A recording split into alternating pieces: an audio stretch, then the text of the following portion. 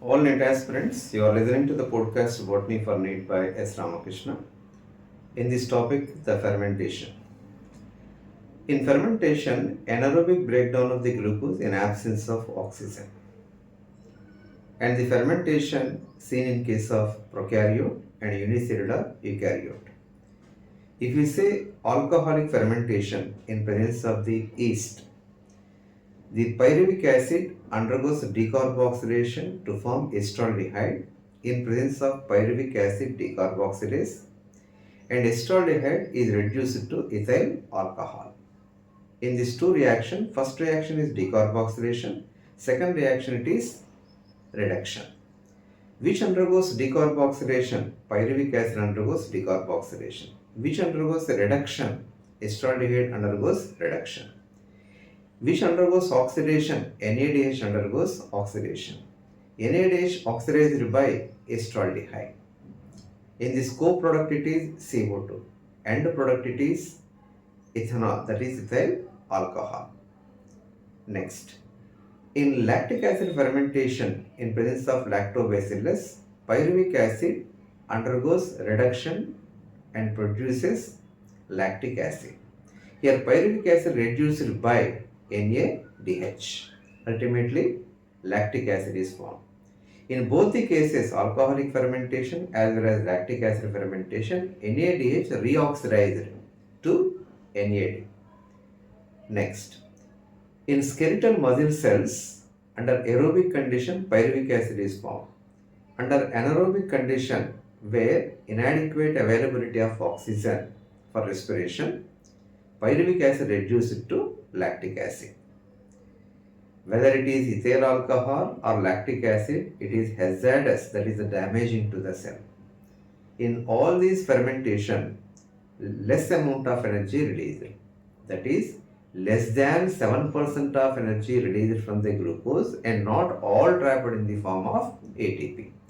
So what is the net gain of ATP in case of fermentation? Just 2 ATP net gain of ATP. Because whatever the net gain of ATP formed in glycolysis remains as a net gain of ATP in case of fermentation, because NADH oxidized by acetaldehyde in case of alcoholic fermentation, and lactic acid fermentation NADH oxidized by pyruvic acid.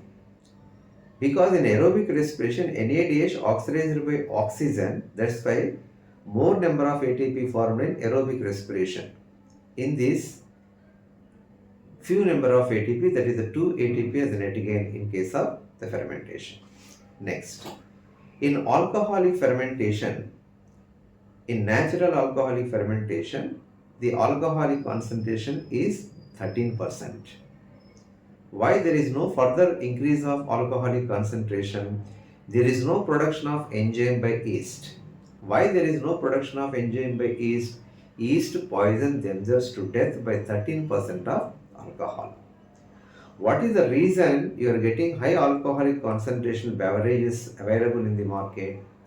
Whatever the alcoholic concentration obtained through natural alcoholic fermentation, subjected to distillation, then we are going to get higher alcoholic concentration which is available in case of the beverage market.